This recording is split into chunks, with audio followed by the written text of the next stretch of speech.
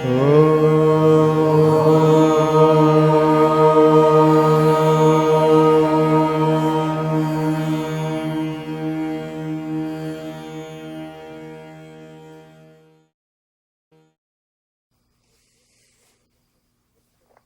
is recommended step-by-step process for eliminating sanskaras? Thank you for your guidance and love. The best step, as the great Acharya Shankara says, join the good company. Satsanga, good company. You don't have to do anything. You'll be slowly taken by them, by the company. Make sure that you are in the right company. Shun the wrong company. Satsanga. If that is the only step, I should say, there's not too many steps. Step into the company, then automatically all the rest happens. You are in the train, step into the train, then the train takes you. You don't have to run in the train. You may be in a hurry. Would you want to run inside the train?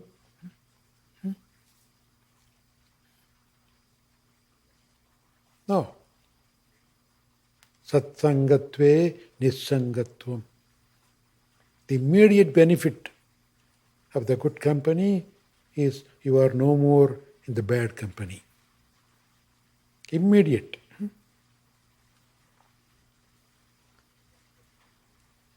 Nissangatve nirmohatvam. If you are not in the bad company,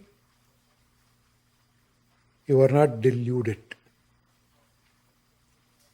Because good company always makes you think good.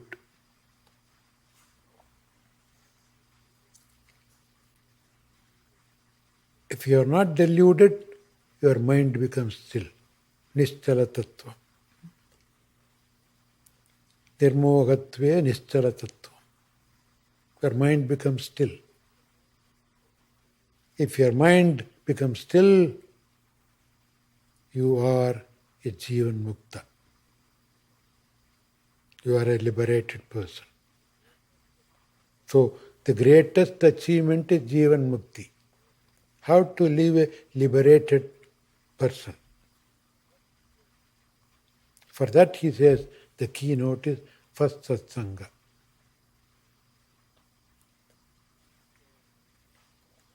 So, make sure that you are in the right company. All the rest falls into place by itself. So what more should I add? Be good and do good.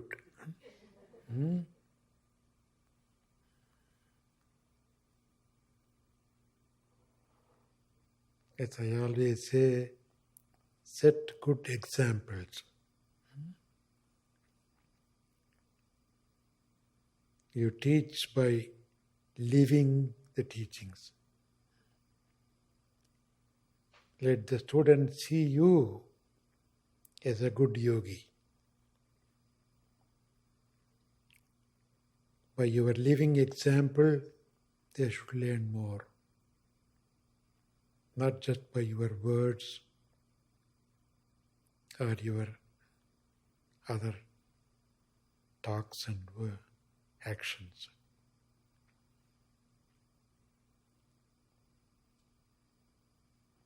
Let the yogic light always shine in your face.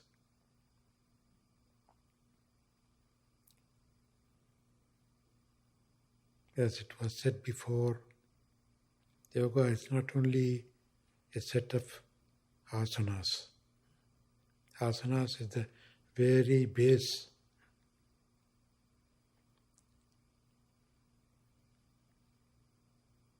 But as you good students of Raja Yoga, you should know where the yoga begins.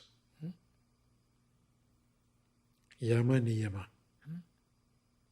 Without that, none of these things are going to be beneficial to you or to others. Let yama, niyama be your foundation. As far as possible, go slow but steady. Make sure your life is based on the yama niyama. Ahimsa, satya, asteya, brahmacharya, aparigraha, saucha, santosha, tapa, swadhyaya, ishvara pranidhana. The last part is ishvara pranidhana. Whatever you do, offer it to God. Do it as a service. Who is your God? The entire nature. God is not somewhere apart from the nature, sitting there and pulling the wires. Whomsoever you see is God. You are dealing with God every moment. That's why we say God is omnipresent. It doesn't matter what you do. Your home, your house, your things that you handle, the people you meet, the animals you meet, the plants you see, it's all God's different forms. If you serve them, you are serving God. God doesn't need your service personally.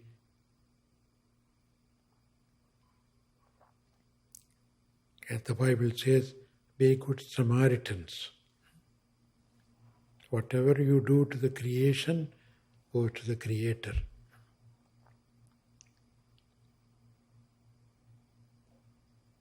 There is one great saint by name Tirumular. He says as one of the mantra,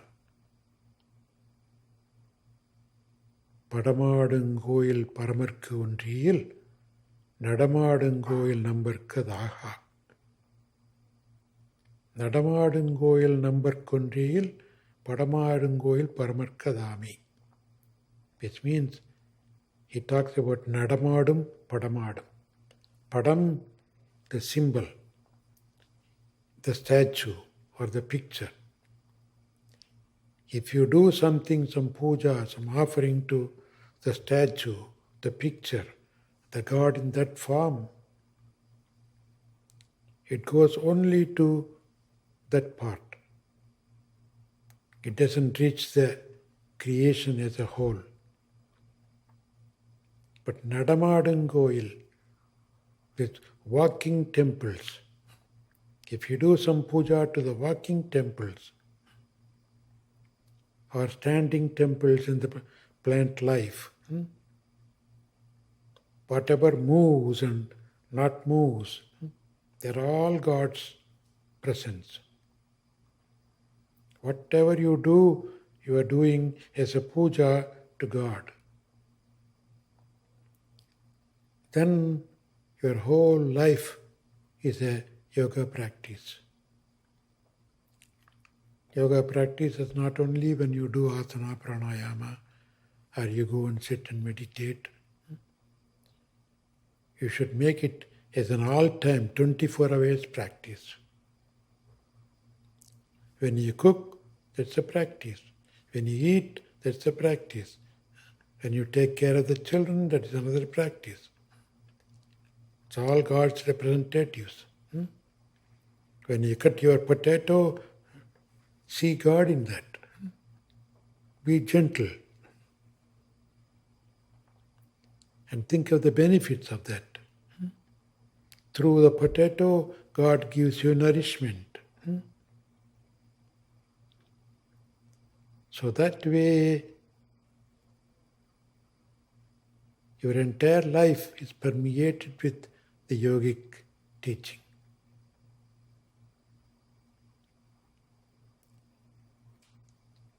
That is what we like to see in the name of integral yoga. It's not only physical postures or breathing. Integral yoga. You integrate your life.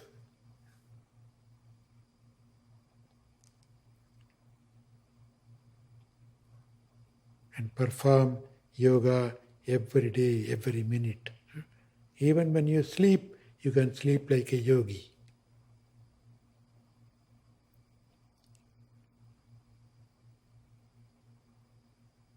So that kind of integral yoga should flourish through you all. And share it with others. Let others call you teachers. You don't have to call yourself teacher. You are still a learner. There's no limit for learning. Nobody has ever finished learning. If they have finished learning, they won't be in the earth. They would have gone already. The entire earth is a college, it's a university. The universe itself is a university. Everything else teaches you. You are the student always. You can learn from everything. You can learn from your students. So don't allow that pride to come in and say, oh, I am a teacher. You are sharing what you learned from others.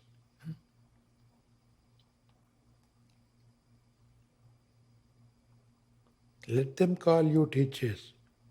Don't have to stop it.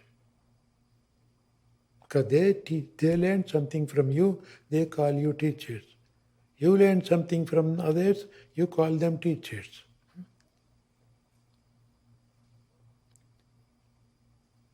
Learning should never stop. It stops only when you quit the world.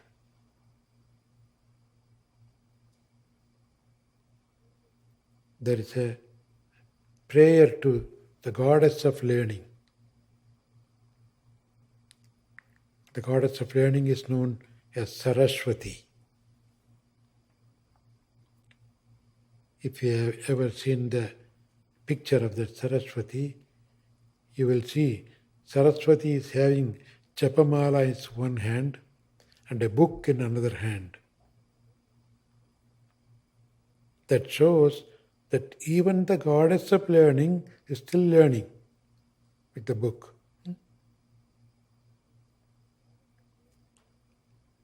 When the goddess of learning herself is still learning, what is that we have learnt? Katrathu kaimannalavu. What we learnt is a lump of clay in the hand. What we haven't is the entire universe. That will help you to be humble.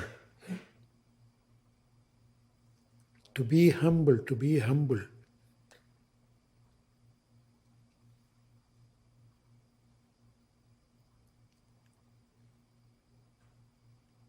You don't see nowadays the water pots being carried from the water hole. Have you ever seen a big pot filled with water and people carry it home? You don't see. You open the tap, comes. If the pot is half full, by the time you take it to the home, you will be drenched with water because it shakes a lot. Half-filled pot, if you keep carrying it around, it will shake a lot. A full pot will not shake at all. See, if you are shaky too much, you are only half full. If you are full, no shaky. Another example is given. You have seen the wheat crop, no? Wheat, you eat every day. The bread. Have you seen the plant that produces the wheat? How many of you have seen the wheat plants? Oh, good. That's good. When the wheat plant grows, the seed comes out, but when the seeds are raw, they look straight up.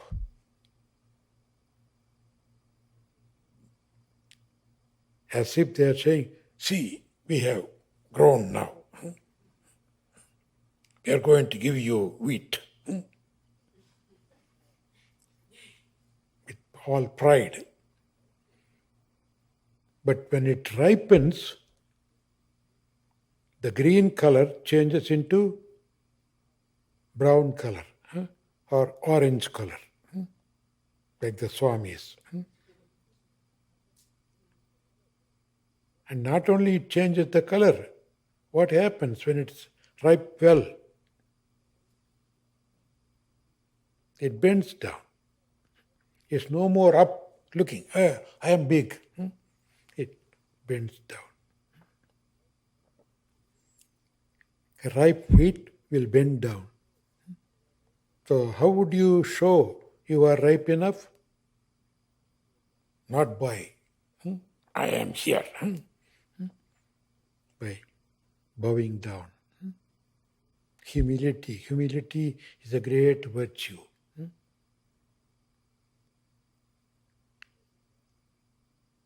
Couple of years back, when we had the 80th birthday celebration, Rabbi Gelberman came and gave a talk. In that he brought an important point. People were talking about Moses, who is great, he has done this, done that,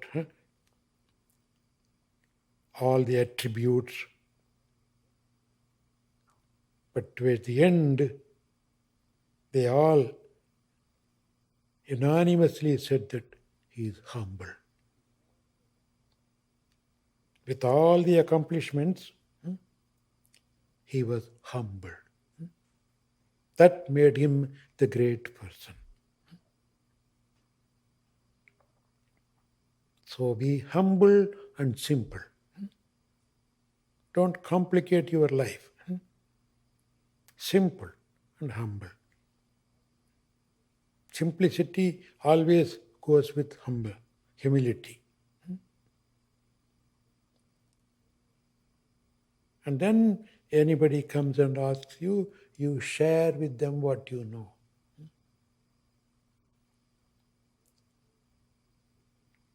That way you spread the light of integral yoga.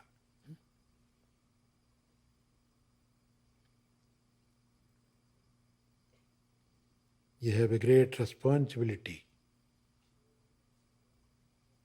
to show the world what integral yoga means. Go with that light and spread the light to everybody. Then I'll be delighted. Okay? Be my beautiful, beautiful children. Make proud. Make me proud. By wherever people see you, here goes integral yoga. They should say that. Then I'll be more happy. Thank you. And God bless you with that kind of useful, peaceful, easeful life. God bless you. Om Shanti.